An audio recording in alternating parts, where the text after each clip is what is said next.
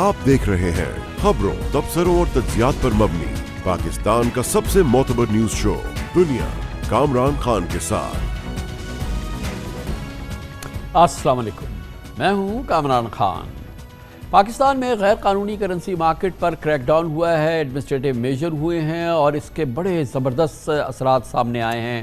Dollar के मुकाबिल रुपया मुसलसल मुस्तहकम हुआ है और डॉलर जो सिर्फ 15 रोज़ पहले इंटरबैंक में तारीख की बुलंद तरीन 307 रुपए की सतह पर पहुंच गया था, 290 रुपए से भी नीचे आ चुका है। 2 हफ्तों में रुपए के मुकाबले में डॉलर 17 रुपए 30 पैसे सस्ता हुआ। आज भी इंटरबैंक में डॉलर की कदर 1 रुपए 6 पैसे कम हो गई, जिसके बाद डॉलर 289 रुपए 80 पैसे तक पहुंच गया है। ओपन मार्केट पे तो रुपया डॉलर को 12% पीछे छोड़ गया है। आज ओपन मार्केट में डॉलर 1 रुपए सस्ता होकर 292 रुपए पर आ गया। पिछले 15 रोज़ के दौरान ओपन मार्केट में डॉलर 41 रुपए सस्ता हो चुका है और हकीकत यह है कि इस वक्त अगर आप ओपन मार्केट में डॉलर बेचना चाहें, अनअकाउंटेड फॉर डॉलर को बेचना चाहें, तो उसका खरीदार भी मौजूद नहीं है। 5 सितंबर को ओपन मार्केट में डॉलर 333 रुपए तक पहुंच गया था, जो आज 292 रुपए पर ऑफिशियल ये प्राइस है, वरना इससे भी कम है। ओपन और इंटरबैंक मार्केट में रेट्स में फ़र्क भी अब सिर्फ 0.7% रह गया है, जो 2 हफ्ते कबल 8% था। पिछले 1 माह के दौरान दुनिया की किसी भी करेंसी के मुकाबले पाकिस्तानी रुपया सबसे ज़्यादा डॉलर के हवाले से मजबूत हुआ है। 1 माह में डॉलर के मुकाबले में रुपए की कदर में 3.25% बेहतरी आई है और रुपए में इस्तेहकाम से हमारे कर्जों के बोझ में 2000 रुपए कम भी हो गए हैं। रुपए की कदर में बेहतरी से पेट्रोलियम मसनूआत की कीमतों में कमी का भी इम्कान पैदा हो रहा है। निगरां हुकूमत के 1 माह में पेट्रोल 58 रुपए जबकि डीजल 56 रुपए महंगा हो चुका है, जिसकी वजह से महंगाई में होशरबा इजाफा हुआ है। ताहम निगरां वज़ीर तवानाई मोहम्मद अली का कहना है कि डॉलर कंट्रोल में आ रहा है, जिसका फ़ायदा अगले माह से अवाम को मिलेगा। गोया कि बिजली पेट्रोल सस्ते होने के इम्कानात हैं।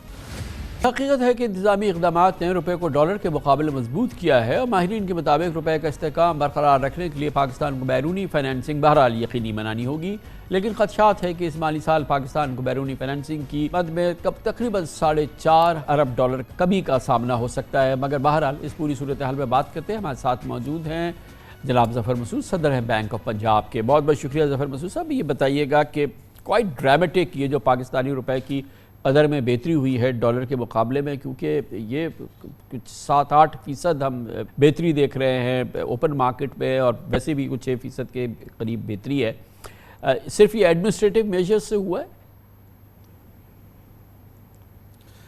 जी कामरान भाई, फ़िलहाल तो ये एडमिनिस्ट्रेटिव मेजर्स ही हैं। लॉ इन्फोर्समेंट एजेंसीज़ के और स्टेट बैंक ऑफ पाकिस्तान ने जो एक रोड मैप दिया है फॉर एक्सचेंज कंपनीज़ और बैंकों से कहा है कि आप अपनी एक्सचेंज कंपनीज़ को लेके आएँ।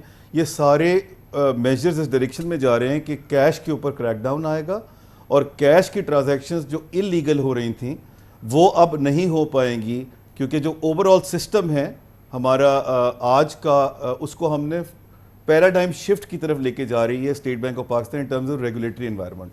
तो थोड़ा सा और एक्सप्लेन कीजिए। आप कह रहे हैं कैश इकॉनमी जो है वो जड़ है इस पूरे मामले की, तो कैश इकॉनमी का मतलब जब आप बात कर रहे हैं तो आप उस करेंसी सर्कुलेशन की बात कर रहे हैं जो कि इस वक्त पाकिस्तान में भयानक 49-50% के करीब है। 9 खरब रुपए करेंसी इन सर्कुलेशन है। जी बिल्कुल कामरान भाई, 100% उसी की बात कर रहा हूँ। जो ईवल है हमारा वो करेंसी इन सर्कुलेशन ही है और करेंसी इन सर्कुलेशन इस वक्त हमारा जो है वो 11% ऑफ द जीडीपी हो गया है, जबकि ऑन एन एवरेज तकरीबन ये 5% के आसपास होता है। This is a very alarming number and it is grown very fast over the period of last few years, much faster than the rate at which the deposits have grown.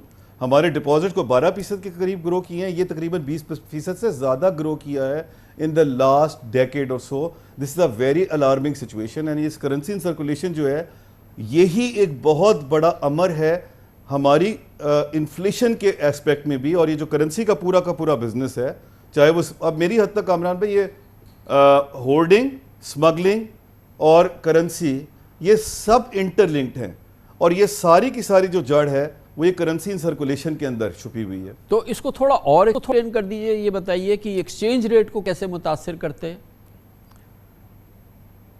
जी कामरान भाई, होता ये है कि जब आपके पास करेंसी इन सर्कुलेशन बढ़ने का reason ये है, आप नॉन डॉक्यूमेंटेड इकोनॉमी की तरफ जाते हैं। جب آپ نان ڈاکیومنٹڈ اکانومی کی طرف بڑھتے ہیں تو پھر آپ کے پاس آپشنز بڑھ جاتے ہیں کہ آپ کس طرح جو ہے اپنے پیسے جو ہے اس کو سائفن آؤٹ کر سکتے ہیں. اور پھر جب آپ اس کے لیے جو سب سے بڑی ریکوائرمنٹ ہوتی ہے وہ یہ ہوتی ہے کہ آپ ڈالر خریدیں مارکیٹ سے, اور آئیڈیلی کیش ڈالر خریدیں یا حوالہ ہنڈی کے تھرو کیش دیں اور اس کے اگینسٹ کیش لے لیں کسی اور کنٹری کے اندر, تاکہ آپ کے جو آپ کا جو کیش آپ کے پاس سرکولیشن میں ہے اس کو آپ اب اس کرنسی میں ڈال دیں کہ جس میں ایک تو آپ کو زیادہ سیکیورٹی بھی مل رہی ہے ملک سے باہر, اور دوسرا یہ کہ اس کے اندر ریٹرن بھی بہتر ہے in comparison to the other returns which are available in the market for the saving purposes. تو اس طرح سے گویا کہ یہ جو کرنسی سرکولیشن ہے, جو ہماری کیش اکانومی ہے, یہ اس وقت اگر آپ کے نزدیک یہ ایک بہت بڑی جڑ ہے مہنگائی کی, انفلیشن کی, پھر اس کی وجہ سے انٹرسٹ ریٹ کی, اور اس کی وجہ سے ہمارے ایکسچینج ریٹ کی, گویا کہ یہ ناسور ہے ہماری معیشت کا کرنسی ان سرکولیشن. جی ایبسولوٹلی کامران بھائی, میرے خیال سے جو اس وقت سب سے بڑا ہمارے لیے مینس ہے وہ کرنسی ان سرکولیشن ہے, اور اس میں جس قسم کی گروتھ آئی ہے اوور اے پیریڈ ٹائم وہ بہت ہی الارمنگ ہے, اور اس کو ہمیں اس کا کوئی نہ کوئی سلوشن اور ٹیکل کرنا پڑے گا.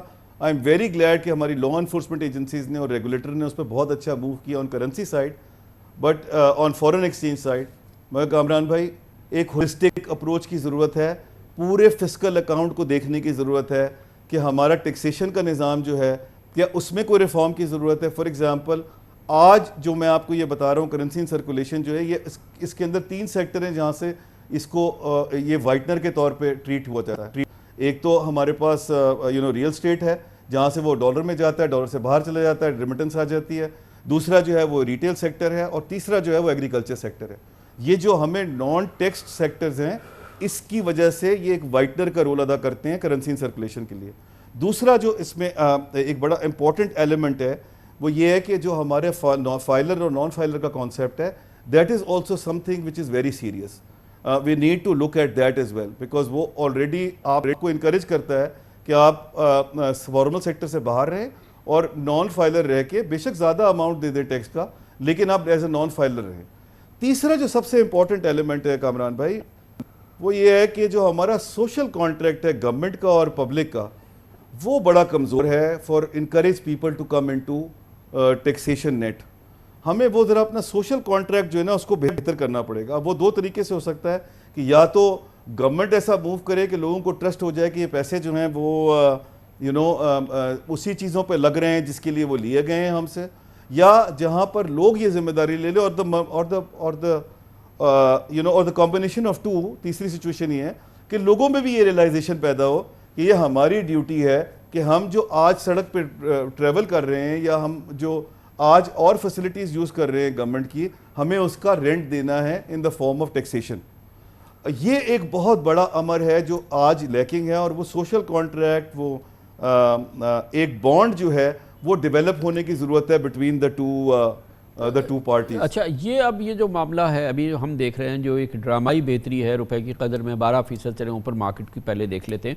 یہ فرمائیے گا کہ یہ انتظامی اقدامات کیے گئے ہیں, ایکسچینج کمپنیوں پہ ہاتھ ڈالا گیا ہے, حوالہ ہنڈی کو کرش کیا گیا ہے, اسمگلنگ کے خلاف گئے ہیں. اچھا یہ بتائیں کہ یہ جو ایکشن ہے, یہ جو راستہ ہے, اس میں ابھی مزید کتنی گنجائش ہے؟ کیونکہ ماہرین یہ کہتے ہیں کہ ایک حد تک آپ ایڈمنسٹریٹو میجرز کو اس سے کر سکتے ہیں. بیسکلی تو ہمیں انفلوز چاہیے, ہمارے ہاں FDI آئے, ہم کچھ پرائیویٹائزیشن کریں, کچھ باہر کی سرمایہ کاری آئے, اس سے اصل میں صورتحال میں بہتری آئے گی. تو ابھی آپ کے خیال میں اس میں ابھی گنجائش ہے ایڈمنسٹریٹو میجرز میں کہ اس کو ایکسچینج ریٹ کو, کیونکہ مجھے یہ بتایا ہے کہ جو ہمارے حکام ہیں ان کا عزم یہ ہے کہ اس کو ہم 260 265 تک لے جائیں.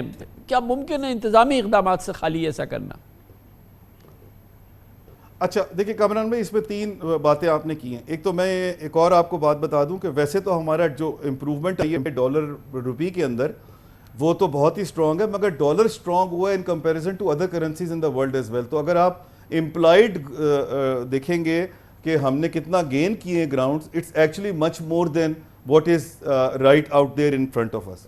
سیکنڈلی جو آپ بات کر رہے تھے کہ یہ 260 265 ہونا چاہیے, وہ کوئی ہوا میں نمبر نہیں آ رہا, اس کے پیچھے ایک بیک گراؤنڈ ہے. وہ بیک گراؤنڈ یہ کہ ہم RER کے جو ریئل افیکٹو ایکسچینج ریٹ ہوتا ہے, جو ایک میجر ٹریٹ کیا جاتا ہے کہ آپ کی کرنسی کا ایک آپٹیمل لیول کیا ہونا چاہیے, وہ آج 91% ہے اس کا, اس کا مطلب یہ کہ تقریباً 8% کی وہاں روم اویلیبل ہے.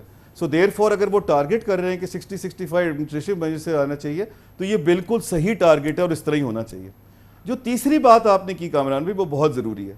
وہ یہ ہے کہ یہاں تک تو آپ ایڈمنسٹریٹو میجرز کو لے آئیں گے, لیکن اس کی جو سسٹیننس ہے, اس کی جو سسٹینیبلٹی ہے, وہ صرف اسی وقت انشور ہو سکتی ہے جب آپ کے فلوز بہتر ہوں گے, جب آپ کا over all current account deficit جو ہے, اوور آل انویسٹمنٹ جو ہے, آپ کا جو فورن ڈائریکٹ انویسٹمنٹ ہے, اس کا نمبر بہتر ہوگا. تو ایڈمنسٹریٹو میجرز آپ ایک حد تک تو اس کو کھینچ کے لا سکتے ہیں, لیکن اس کے بعد جو ریئل میجرز ہیں وہ اسی وقت بینیفٹ دینا شروع کریں گے جب وہ فلوز آئیں گے اور آپ کی کرنسی جو ہے وہ ایک لیول کے اوپر سٹیبلائز ہو جائے گی. کامران بھائی, میں اس بات معاملے میں ہمیشہ سے یہ کہتا رہا ہوں, میں دوبارہ ری انفورس کروں گا کہ ہماری تمام پرابلمز جو ہیں وہ ہمارے فسکل اکاؤنٹ کے اندر ریسٹ کرتی ہیں.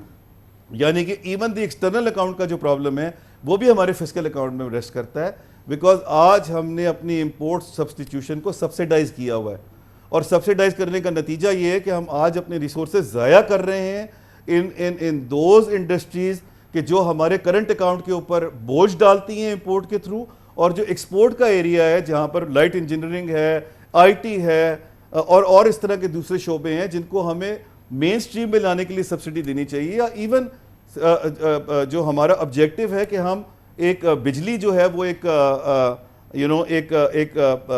سب سے سستی بجلی پیدا کریں, اس کے لیے بھی جو ہمیں سبسڈی دینی پڑے گی in the form of lets سے subsidise financing of solar panels, وہ ہم وہاں ڈائیورٹ نہیں کر پا رہے ریسورسز, اور اسی لیے یہ سارا کا سارا جو بوجھ آ کے پڑتا ہے آپ کے ایکسٹرنل اکاؤنٹ کے اوپر, وہ بیکاز آپ کا فسکل اکاؤنٹ جو ہے اس کا مکس جو ہے وہ بہت آف ہے. تھینک یو سو مچ, بہت بہت شکریہ, بہت شکریہ. محترم ظفر مسعود ہمارے ساتھ ہے, صدر بینک آف پنجاب اور کرنسی امور معاشی امور کے ماہر, اور آپ نے دیکھا کہ ایک بہت اچھا ٹیک تھا جو ہم نے لیا. کمرشل بریک, اس کے بعد ذکر کرتے ہیں ایک اور ناسور, وہ ہے سندھ میں سسٹم کا نظام.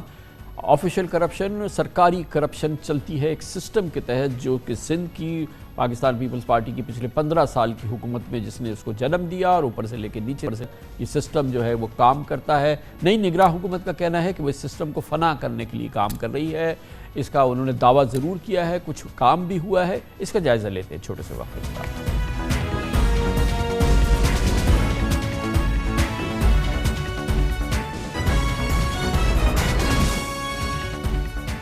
Welcome back. 1.5 ماہ سے زائد اٹک جیل میں قید رہنے کے بعد آج تحریک انصاف کے چیئرمین عمران خان کو اڈیالہ جیل منتقل کیا گیا ہے.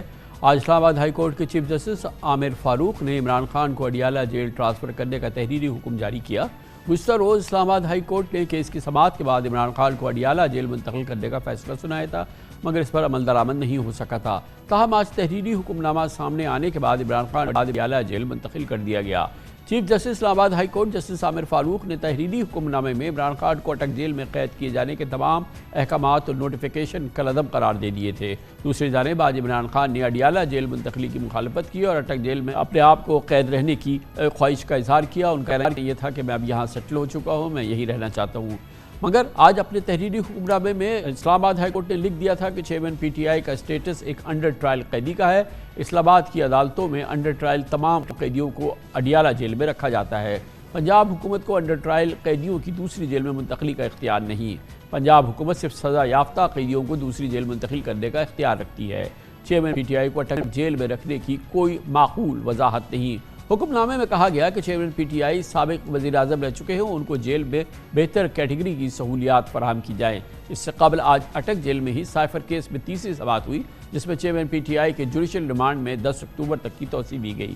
کبھی بھی عمران خان صاحب نے جیل کون سی ہے, کس جگہ پر شفٹ کرنا ہے, کیسی سہولتیں دینی ہیں, یا میں تکلیف میں ہوں یا مجھے باہر نکالو, یا کوئی اس طرح سے کبھی بھی انہوں نے ڈیمانڈ نہیں کی, کیونکہ ہمیشہ وہ اس بات پہ یقین رکھتے ہیں. اور آج بھی انہوں نے یہ کہا کہ اگر سیاست کے لیے بندہ جو ہے وہ قید ہوتا ہے, جیل میں ہوتا ہے, تو ڈیفینیٹلی وہ جو ہے مشکل ہے کام, لیکن اگر آپ کا کوئی مقصد ہو, آپ نے آزادی کے لیے اگر جیل میں آپ رہ رہے ہوں, تو دین یہ ایک عبادت ہے.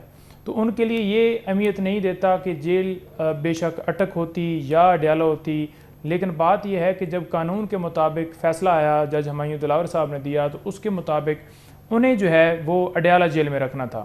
اڈیالہ جیل آرڈر ہوئے، لیکن بدنیتی تھی کہ نوٹیفیکیشن وہاں پر اس لیے کیا گیا کہ وہاں پر بیٹر فیسلٹیز نہیں تھی، اور انہوں نے آفیشل سیکرٹ ایکٹ کے تحت آگے نئی کارروائی کرنی تھی کہ ایک بند کمرے کے اندر ہی کارروائی کر کے فیصلہ تھما دیا جائے ہاتھ میں. لیکن مہدر صاحب مجھے صرف یہ بتائیے کہ آج جب یہ فیصلہ آ گیا اسلام آباد ہائی کورٹ کا، تو کیا عمران خان صاحب کی خواہش تھی کہ انہیں اٹک جیل میں ہی رکھا جائے؟ دیکھیں، میں وہی گزارش کر رہا ہوں نا کہ پہلے آپ یہ دیکھیں کہ 2 مہینے پہلے یہ درخواست دی گئی ہے، یعنی کہ جب خان صاحب گرفتار ہوئے اس کے بعد فوراً ہی ہم نے یہ درخواست اسلام آباد ہائی کورٹ کر دی. آج وہ فیصلہ دیا جا رہا ہے کہ وہ جو ان کو رکھا گیا ہے اس نوٹیفیکیشن کو کالعدم قرار دیتے ہیں، اور جو جسٹیفیکیشن ہے اڈیالہ جیل نہ رکھنے کی وہ بالکل ٹھیک نہیں ہے. وہ کیا جسٹیفیکیشن تھی کہ یہاں پر جو ہے آبادی جو ہے بہت زیادہ ہے، دوسری تھی کہ یہاں کا سیکورٹی کا کوئی مسئلہ ہے. تو کوئی وہ واضح ریزن نہیں تھی، بس بلا وجہ بے بنیاد طور پر انہیں یہاں پر رکھا گیا.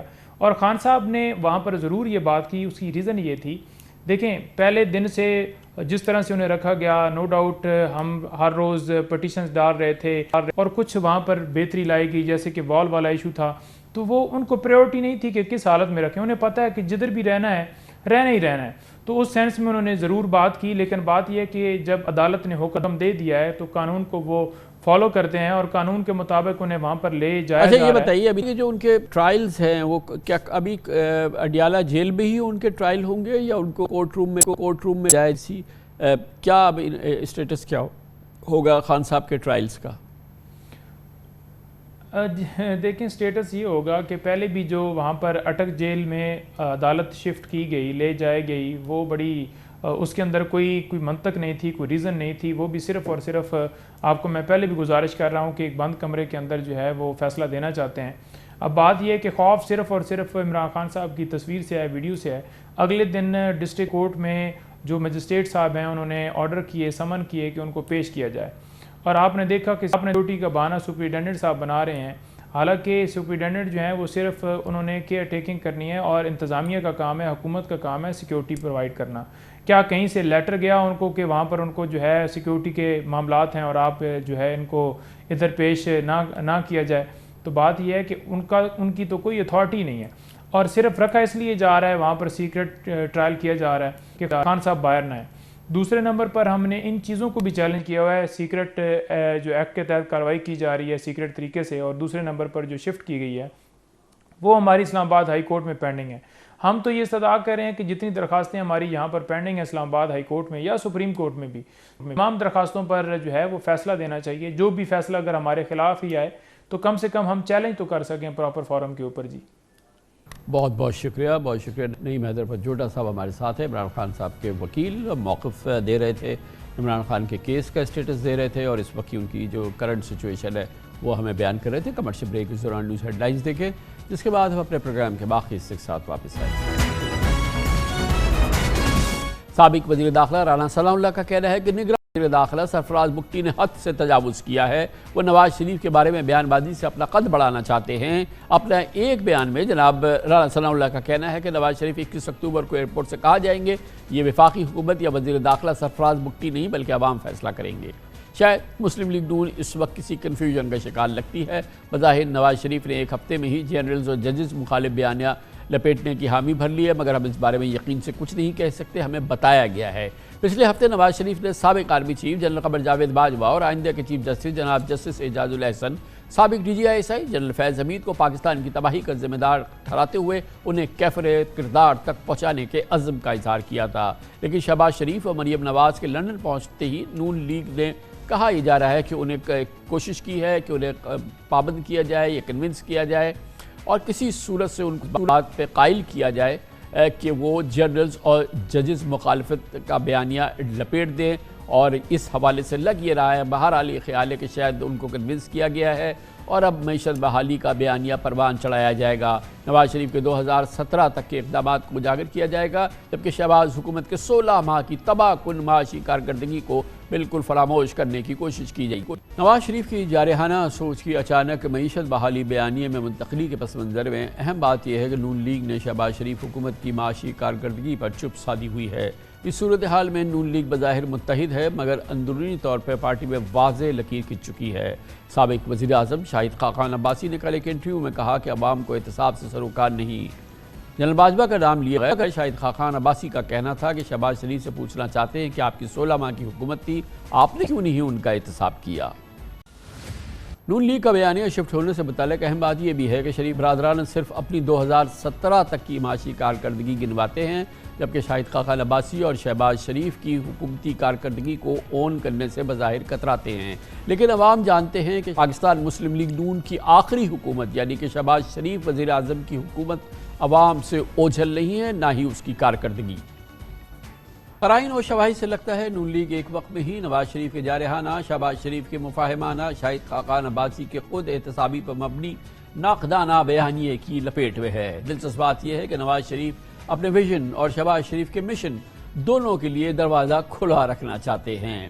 اس پوری صورتحال پہ بات کرتے ہیں، لندن جائیں گے جہاں پر ہمارے ساتھ موجود ہیں ملک احمد خان صاحب، سینئر رہنما ہے مسلم لیگ نون کے، اور ایک وقت میں طویل عرصے تک جنرل باجوہ اور جناب نواز شریف کے لندن کے درمیان پل کا راستہ انہوں نے اختیار کیا، وہ پل کی حیثیت ان کی تھی۔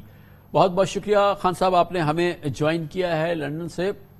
یہ فرمائیے گا کہ خبریں یہ ہیں کہ جو ڈیش کیا تھا شہباز شریف صاحب نے، آنے کے فوراً بعد دوبارہ وہ لندن گئے تھے نواز شریف صاحب کے ایک بیان کے بعد، محترمہ مریم نواز بھی وہاں چلی گئی تھی۔ اب شاید ان کا وہ جارحانہ بیانیہ جس میں وہ جنرلز کے احتساب یعنی جنرل باجوہ، جنرل فیض کے احتساب کی بات کر رہے تھے، آنے والے چیف جسٹس صاحب کی احتساب کی بات کر رہے تھے، کیفر کردار تک پہنچانے کی بات کر رہے تھے، 4 سپریم کورٹ کے ججز کو احتساب پہ اور کیفر کردار تک پہنچانے کی بات کر رہے تھے۔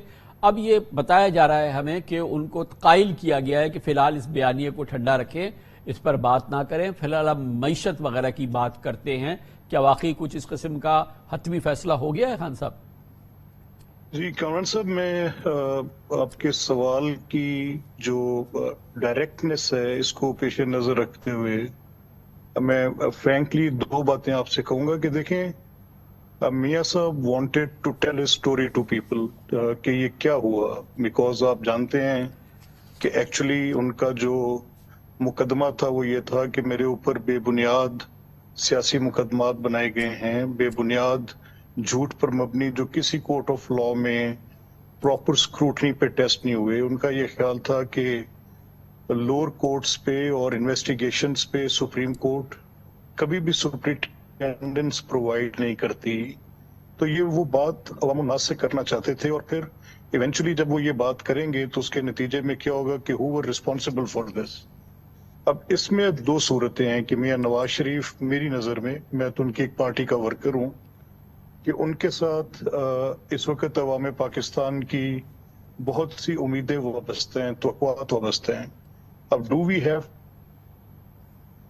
دا کنٹری، ہم اس کو آگے لے کر جائیں اور اس مشکل حالات میں لوگوں کو اس تکلیف سے نکالیں، کچھ معیشت کو بہتر کرنے کی کوشش ہو، کچھ ایک بڑی کلیویج پیدا ہو گئی ہے، ایک بہت بڑی دراڑ پڑ گئی ہے ہمارے سماج میں، ہمارے معاشرے میں، ہماری سیاست میں، اس کو ہیل کریں، یہ آپ کے جو خیالات ہیں، آپ کے جو تصورات ہیں سر آنکھوں پہ بہت موزوں ہیں، اسی وجہ سے ہمیں تشویش یہ ہے کہ جناب نواز شریف نے جب حالیہ اپنے عزائم کا اظہار کیا ہے، 1 نہیں 3 بار پچھلے 15 دن کے دوران، وہ انہوں نے بالکل 2 ٹوک انداز میں کہا کہ جنرل باجوہ، جنرل فیض، آنے والے چیف جسٹس جناب جسٹس اعجاز الحسن، 4 سپریم کورٹ کے دوسرے جج صاحبان جس میں 3 سابق چیف جسٹس صاحبان ہیں، کہ ان کا احتساب ہونا چاہیے، انہیں کیفر کردار تک پہنچایا جائے گا۔ اس حوالے سے انہوں نے 2 ٹوک عزم کا اظہار کیا۔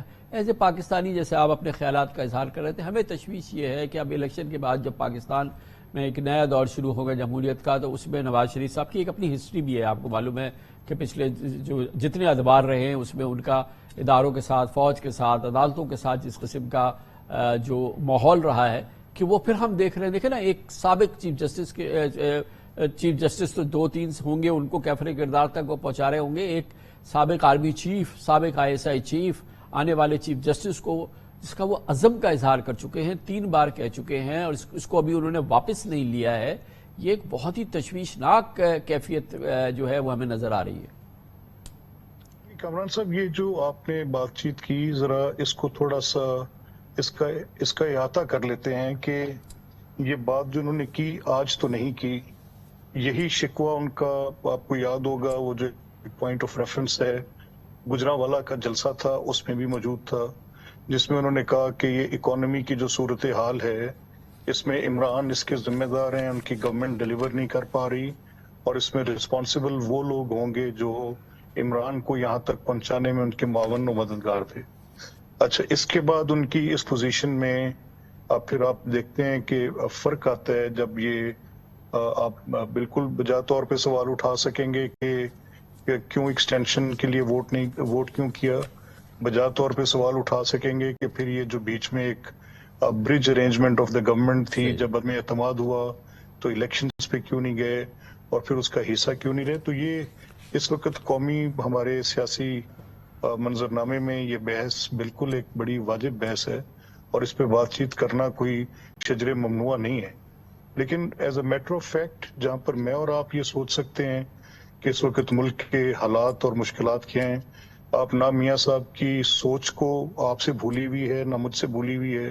ان کا جو پاسٹ ریکارڈ ہے، ان کی جو پچھلی حکومتیں ہیں جب بطور وزیر اعظم ان کے کوئی سول ملٹری ریلیشن شپس میں کوئی بہت زیادہ تناؤ آتا رہا اور بگاڑ کی صورت ایسی ہوتی رہی کہ حکومتیں بھی جاتی رہیں. تو یہ ساری حقیقتیں ہیں، تلخ حقیقتیں ہیں، یہ ڈھکی چھپی نہیں ہیں. لیکن میری ایک پارٹی کارکن کی حیثیت سے اپنی لیڈرشپ سے کچھ توقعات وابستہ ہیں، عوام پاکستان کی کچھ توقعات وابستہ ہیں کہ اب اس طرح سے اگر یہ معیشت نہیں سنبھلتی، یہ مخاصمت جاری رہتی ہے اور یہ ملک آگے کی طرف نہیں چلتا اور یہ ایک اسی الجھاؤ کے اندر ہم اسی کا شکار رہتے ہیں، تو غالباً پھر کچھ بہتری نہیں ہوگی، کچھ مسائل میں اضافہ ضرور ہوگا.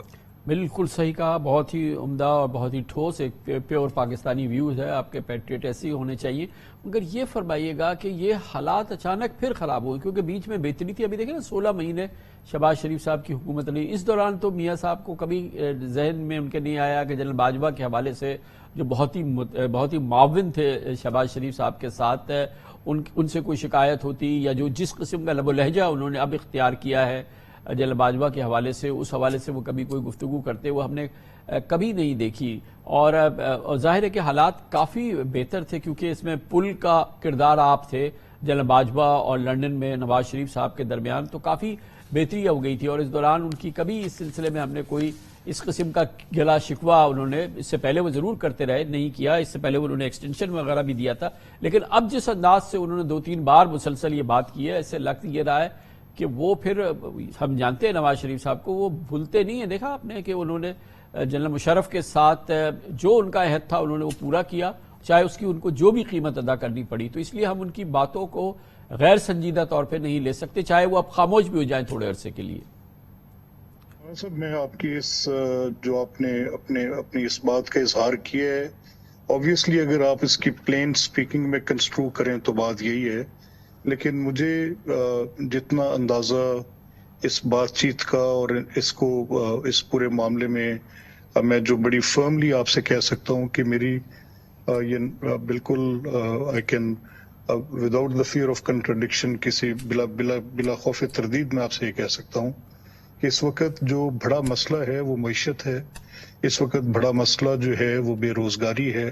اس وقت بڑا مسئلہ جو ہے وہ پاکستان کے باقی ممالک کے ساتھ ہمارے تجارتی bilateral relationships, the state we are in. Kamran صاحب، یہ ایک ایسی صورت سر چاہتی ہے کہ جس میں میاں نواز شریف کے قد بت کا لیڈر جو ہے وہ اس کو سنبھالے، سہارا دے، لوگوں کے دکھوں کا مداوع کرے، معیشت کو سنبھالے. اور یہ توقعات صرف میری نہیں ہے، یہ اس وقت 25 کروڑ لوگ ان سے توقع رکھتے ہیں. جی، آپ جو یہ گفتگو کہہ رہے ہیں، شاید آپ یہ کہہ رہے ہیں کہ 25 کروڑ عوام کی یہ آواز ہے، دل کی آواز ہے. بالکل یہی بات ہے. مگر یہی جملے جو آپ کہہ رہے ہیں کہ پاکستان کو اس وقت پیچھے کی طرف نہیں دیکھنا ہے، آگے کی طرف بڑھنا ہے، معیشت کو سنبھالنا ہے، بے روزگاری کو ختم کرنا ہے، اور یہ کہ اس کے ساتھ اسکور سیٹل کرنا ہے، اس کے ساتھ کرنا ہے، اس کو کیفر کردار تک پہنچانا ہے، یہ اب ہمیں نہیں کرنا ہے. اگر یہ نواز شریف صاحب یہ بات کرتے تو پھر تو گاڑی آگے بڑھ رہی ہے. میں نے سر آپ کے سامنے جو دونوں باتیں کی ہیں وہ یہ کی ہیں کہ ایک جو میرے نزدیک ان کو ایک بات اپنی کہنے کا جو حق حاصل ہے، وہ انہوں نے ایک اس انداز میں کہ جو پچھلے آپ نے اس کی جو کہ انہوں نے بڑی بڑی بڑی وضاحت سے یہ بات کی ہے، لیکن میری رائے میں ان کے پیش نظر یہ تمام مسائل بھی اتنے ہی سنجیدگی اور اتنی ہی اس کو وہ دیکھ رہے ہیں کہ کس طریقے سے ان لوگوں کے مسائل، یہ جو بجلی کے بل دینا آج عذاب ہو گیا ہے، یہ جو پیٹرول کی قیمتیں، چاہے اس کے انٹرنیشنل پرائسز کے ڈائریکٹ امپیکٹ ہیں، چاہے آئی ایم ایف کے ساتھ سبسڈیز نہ دینے کی ہماری ایگریمنٹس ہیں، یہ ساری باتیں موجود ہیں، اور وہ جہاں باقی باتوں کی اہمیت ہے ان سے زیادہ ان کے نزدیک عوام پاکستان کا، عوام الناس کا یہ تکلیف کا مسئلہ ہے۔ اور مجھے اس بات پہ قوی یقین ہے، اور میں بہت آپ کو ایک جیسے میں نے کہا کہ میں ایک بڑی without the fear of contradiction یہ آپ سے سبمٹ کر سکتا ہوں آپ کے ناظرین کے لیے کہ انشاءاللہ پاکستان کو اس بھنور سے میاں صاحب کی قیادت میں یہ ملک نکلے گا انشاءاللہ۔ مگر وہ بھنور سے نہیں نکل سکتا اگر وہ اپنے اس عزم پہ قائم رہیں کہ وہ کیفر کردار تک پہنچائیں گے جنرل باجوہ کو، سابق آرمی چیف کو، سابق D G I S I کو، آنے والے چیف جسٹس کو، 4 چیف جسٹس۔ یہ تو انقلابی صورتحال ہوگی خان صاحب، اس سے تو پھر بھنور سے نکلنے والی تو صورتحال نہیں ہوگی۔ دیکھیں سر، یہ تو ان کا میری لیڈرشپ کا پریروگیٹو ہے، میں تو ان کا ایک ادنیٰ کارکن ہوں، لیکن میں نے آپ کے سامنے جو ایک خاکہ پیش کیا ہے وہ یہ ہے کہ اس وقت ان کے پیش نظر بھی یہ ساری بات چیت ہے کہ کس چیز کو فوقیت دی جائے، کہ کیا یہ جو ان کے سامنے یہ مسائل درپیش تھے جن کا آپ ذکر کر رہے تھے، اور یا یہ جو 25 کروڑ لوگوں کی زندگی اس وقت اجیرن ہے، آج کا نوجوان کیا سوچتا ہے، کیا یہ مخاصمت مزید اس ملک کے مفاد میں ہو سکتی ہے، یہ ساری باتیں ان کے پیش نظر ہیں، اور میں پوری دیانتداری سے سمجھتا ہوں کہ جو آپ کی خواہش ہے اس کے قریب قریب اس کا احترام ضرور ہے۔ انشاءاللہ۔ مگر یہ فرمائیے گا دوسری ایک پوزیشن جو لیگل پوزیشن ہے، ایک تو آبویسلی وہ واپس آ رہے ہیں تو عدالتی قانونی مسائل ہیں، قباحتیں ہیں، کانوکٹ ہیں، پروکلیمڈ آفینڈر ہیں، یہ سب ان کی ہو چکی ہے ڈیزگنیشن۔ عدالت سے وہ ایک کنڈیشنل صحت کے حوالے سے گئے تھے، 4 سال اس کو ہو گئے ہیں، اور پھر یہ تمام معاملات ہیں۔ اس دوران نیب پوری قوت سے حرکت میں آ چکی ہے۔ Toshakhana case live and kicking case ہے، جس میں کہ وہ ظاہر ہے کہ ان کے لیے کافی سیریس سچویشن ہو سکتی ہے۔ آپ لوگ کیسے دیکھ رہے ہیں اس پوری صورتحال کو، ان کی واپسی پہ، ان کی گرفتاری؟ آج آپ نے دیکھا کہ انٹیریئر منسٹر نے 2 ٹوک انداز میں کہا ہے کہ وہ جہاز سے گرفتار کیے جا سکتے ہیں، ایئرپورٹ پہ لوگوں کو نہیں آنے دیا جائے گا، تو it's not going to be smooth sailing میرے خیال میں۔ میں سجیسٹ یہ کروں گا آپ کے پروگرام کے توسط سے کہ اگر بگٹی صاحب زیادہ مناسب ہوتا کہ وہ اپنی اس کے اوپر ایک ڈیٹیلڈ اپنی منسٹری سے کچھ ان کیسز کی، کیونکہ یہ ایک امپورٹنٹ بات ہے اور اس پہ ایک بہت بڑی پبلک موبلائزیشن بھی اس کے ساتھ موجود ہے، اور یہ بھی طے ہے کہ انہوں نے ایئرپورٹ پہ لینڈ کرنا ہے، تو یہ تفصیلات اگر وہ ان کورٹ آرڈرز کو پیش نظر رکھ کے اپنا کوئی بیان دیتے تو زیادہ مناسب ہوتا۔ میرا خیال انہوں نے شاید کسی ٹی وی پروگرام میں مجھے اطلاع ملی کہ کسی سوال کے جواب میں انہوں نے بات کی جو ایسے غالباً کنسٹرو ہو گئی۔ یہ جو مقدمات میاں صاحب کے ہیں ویدر دے آر ان جو ٹرائل کورٹ کی ان کے خلاف ایک فیصلہ ہے جو ایک ایپلیٹ جورسڈکشن میں ہے، جس میں ان کی ایبسنس میں اس کی شنوائی اپیل کی نہیں ہو سکتی تھی، اس پر بھی کورٹ کا ایک اسپیسیفک آرڈر ہے۔ جہاں تک ان کی بیل اور ان کی پرسنل کسٹڈی کا مسئلہ ہے، that is between the government of the Punjab and the court نے وہ کسٹڈی ان کے ہینڈ اوور کی ہوئی ہے، وہ ایک لیگل پروسیس ہے، اور وہ پھر ایک ارینجمنٹ کے تحت جو کہ حکومت کے درمیان اور اس پرسن کے درمیان تھا، اس کی لیگل کونوٹیشن موجود ہے، اور اس میں یہ صورت موجود ہے کہ وہ جب پہنچیں تو ان کو عدالت تک پہنچنے کا جو ہے وہ ان کا ایز آف رائٹ بہت بہت شکریہ، بہت بہت شکریہ ملک احمد خان صاحب ہمارے ساتھ تھے، رہنما مسلم لیگ نون کے ہیں، مگر اہمیت اس بات کی ہے کہ شہباز شریف حکومت کے 16 ماہ کے دوران اور اس سے قبل جناب ملک احمد خان صاحب ایک پل کا کردار ادا کرتے رہے جنرل باجوہ کے درمیان اور جناب نواز شریف کے درمیان لنڈن میں، اور ان گنت ان کے دورے رہے لنڈن میں اس حوالے سے، اور پیغام رسانی میں ان کا بڑا کلیدی کردار رہا۔ یقیناً اسی پس منظر میں میں نے ان سے جناب نواز شریف کے حالیہ بیانی کی بات کی ہے۔ اب اس کا ہم ایک نیوز انالیسس لے لیتے ہیں، نسیم زہرا ہمارے ساتھ ہوگی چھوٹے سے وقفے کے بعد۔ یقیناً ملکی سیاست کروٹ لے رہی ہے. ایک جانب نواز شریف کا بدلتا بیانیہ یا اس کی خبریں، ابھی ہمیں 100% یقین نہیں ہے کہ وہ اپنا بیانیہ بدلیں گے اور اس بات سے انکاری ہوں گے، یا یہ کہ وہ اب ذکر نہیں کریں گے جنرل باجوہ، جنرل فیض، آنے والے chief justice justice Ijaz ul Ahsan, 4 supreme court ججز کے احتساب کا، انہیں کیفر کردار تک پہنچانے کا. دوسری جانب نگراں حکومت بھی آنکھیں بدل رہی ہے یا آنکھیں دکھا رہی ہے، اور اس حوالے سے وزیر داخلہ سرفراز بگٹی کا نواز شریف گرفتاری کے حوالے سے ان کی آمد پہ جو نگراں حکومت کا متوقع رد عمل ہے اس حوالے سے ان کی گفتگو.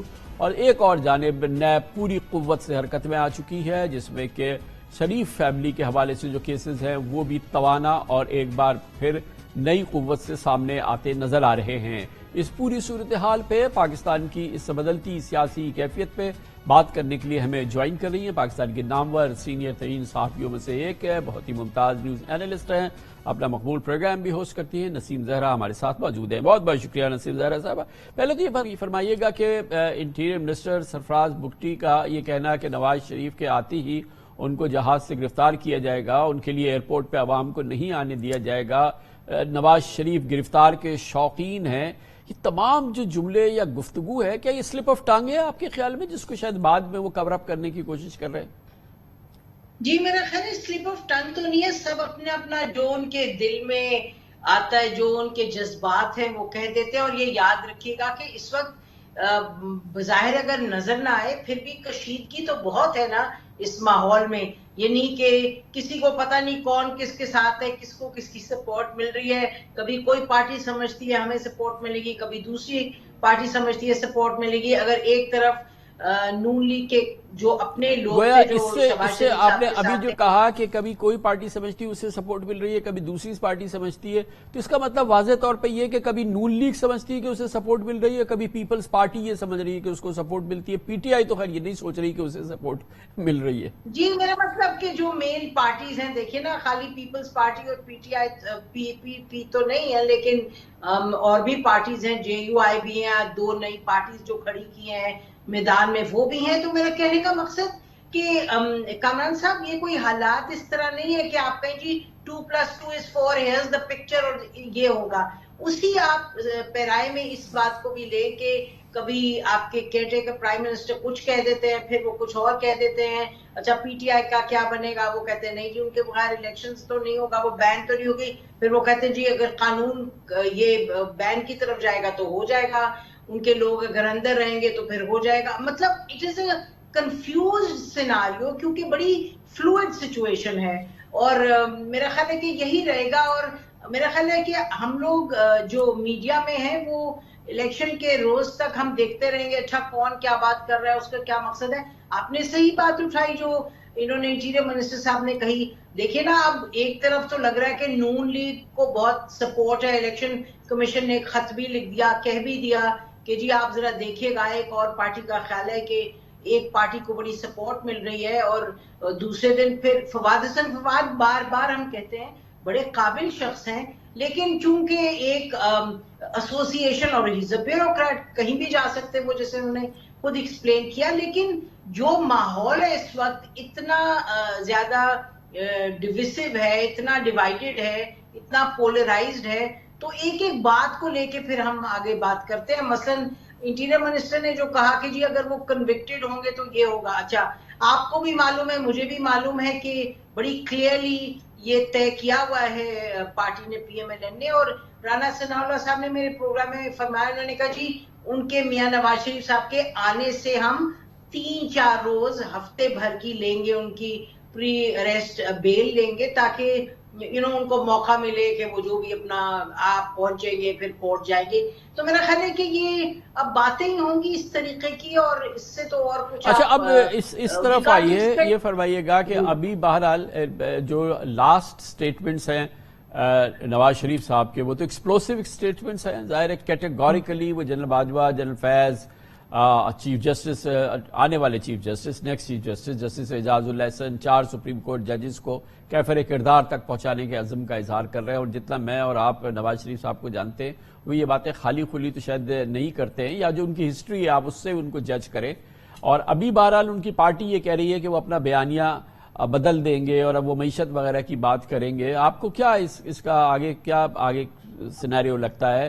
وہ بدلیں گے, نہیں بدلیں گے, یا وقتی طور پہ خاموش ہو جائیں گے اور آگے پھر اس سکور کو سیٹل ضرور کریں گے؟ میرا خیال ہے کہ جی یہ تھوڑا سا میں آپ کو I would like to remind you کہ جب مشرف صاحب کے حوالے سے, جنرل مشرف کے حوالے سے بات ہوئی تھی تو ایک شام پہلے جبکہ آخری موقع تھا حکومت وقت کا, which was PMLN کی حکومت کے, جا کے آرٹیکل 6 کے تحت کاروائی شروع کروائیں, تو اس سے ایک شام پہلے یہ منسٹر فار انفارمیشن تھے سینیٹر پرویز رشید صاحب, انہوں نے ہمارے پروگرام میں کہا کہ جی بات یہ ہے کہ آپ لوگ کہہ رہے ہیں کہ یہ ہو اور آرٹیکل 6 کے تحت کاروائی ہو, ایک طرف اگر بلی دودھ چوری کر کے دوڑ جائے اور دوسری طرف آپ کا بچہ اگر ڈوب رہا ہو پانی میں, تو آپ کیا کریں گے؟ آپ بچے کو سنبھالیں گے نا, اس کو بچائیں گے. تو ان کا کہنے کا مقصد تھا کہ ملک میں معیشت کا یہ حال ہے, حالات ایسے ہیں, تو ہم پرویز مشرف کی طرف تو نہیں جائیں گے, ہم ادھر آئیں گے. اور یہی بات اسحاق ڈار صاحب نے, مگر ایسا ہوا نہیں. پرویز مشرف کے ساتھ جو ہوا وہ ہسٹری کا حصہ ہے. ایسا تو نہیں ہوا کہ انہوں نے پرویز مشرف کو چھوڑ دیا. This is what I am seeing کہ پھر انہوں نے جا کے کیا جو انہوں نے ایکشن کرنا تھا. جب لوگوں نے کہا ٹروتھ ریکنسیلیشن, انہوں نے کہا ٹروتھ ریکنسیلیشن کیا. لیکن آپ نے دیکھا کہ پچھلے اب 4-5 روز سے نواز شریف صاحب اب اس پر بات نہیں کر رہے, کیونکہ وہ اس کا یہ مطلب تو نہیں ہے. دیکھیں, اگر انہوں نے 3 دن مسلسل بات کی اور 3 دن بات نہیں کی, اس کا یہ مطلب تو نہیں ہے کہ وہ اب اس کو بھول گئے ہیں یا اس سے بیک ٹریک کر لیا ہے. ان کو آزادی ہے, وہ چند جملے کہیں اور کہیں کہ میں بھول گیا, آگے بڑھوں گا میں اب. جی میرا مطلب کہنے کا, آپ نے میرے سے سوال کیا تو اگر میں جواب دے دوں کہ ظاہر ہے انہوں نے یہ بات کہی ہے اور اب وہ نہیں کہہ رہے, تو مقصد یہ ہے کہ وہ دونوں چیزوں کو لے کے کریں گے. لیکن ان کی جو پارٹی ہے, رانا ثناء اللہ صاحب نے بڑی کلیئرلی کہا 21 تاریخ کو وہ اپنا پورا ایکسپلین کریں گے کہ ہم نے کس طریقے سے پارٹی. لیکن نسیم زہرا صاحب, آپ نے کیونکہ رانا ثناء اللہ صاحب کا نام لیا, آپ کو پتا ہے انہوں نے کہا کہ جنرل باجوہ قومی مجرم ہے, جنرل فیض قومی مجرم ہے, یہ پوزیشن ہے ان کی. بالکل اس کے, لیکن یہ سب دونوں نے یہ کہا, اور نواز شریف صاحب نے دوسرے روز کا 22 کروڑ عوام کے مجرم ہیں. لیکن پھر تیسرے روز انہوں نے کہا کہ جی ہم اپنا جو اکانومی اس پہ فوکس کریں گے. انفیکٹ یہ شاید خاقان عباسی صاحب نے 2 روز پہلے ہمارے شو میں کہا کہ جی جو نواز شریف صاحب کہہ رہے ہیں وہ تو حقیقت کا حصہ ہے کہ یہ سب کچھ چیزیں ہوئی ہیں, لیکن ان کا یہی تھرسٹ تھا کہ آگے بڑھے. تو میرا خیال ہے کہ اگر اس سوال کا جواب ہم نے سمپل دینا ہے تو وہ یہ ہے کہ دونوں چیزیں ساتھ ساتھ چلیں گی. تو اس کے ساتھ ساتھ پھر یہ بتائیے کہ آپ کو فی الحال اس میں کوئی ڈاؤٹ نہیں ہے کہ وہ آئیں گے اور یہ نیب وغیرہ کے معاملات, انٹیریئر منسٹر کی یہ باتیں, یہ تمام چیزیں کتنی سموتھ سیلنگ ہونے جا رہی ہے نواز شریف صاحب کی؟ میرا خیال ہے ان کی واپس ارائیول تو یقیناً ہوگا, کیونکہ اگر انہوں نے اپنی سیاست کو قائم رکھنا ہے تو ان کو واپس لوٹنا پڑے گا, نہیں تو پھر از آؤٹ آف پالیٹکس. تو اور پارٹی کا بھی ہوپ اگر ہیں تو نواز شریف صاحب ہیں ان ریلیٹیو ٹرمز, تو میرا خیال ہے ان کا آنا تو پکا ہے. لیکن جہاں تک نیب وغیرہ کا تعلق ہے, وہ کامران صاحب آپ کے سامنے ادھر بھی ایکٹیویٹی ہو رہی ہے. اب کتنی مینیپولیشن ہوگی نیب میں, کیونکہ آپ کو بھی معلوم ہے, ہمیں بھی معلوم ہے, اور ججز بھی سپریم کورٹ کے اور ہائی کورٹس کے کہہ چکے ہیں کہ یہ پولیٹیکل مینیپولیشن ہوتی ہے. This is what NAB is about. تو we'll have to wait and see. دیکھیے اس میں پھر سے کہوں گی کہ سچویشن فلوئڈ ہے.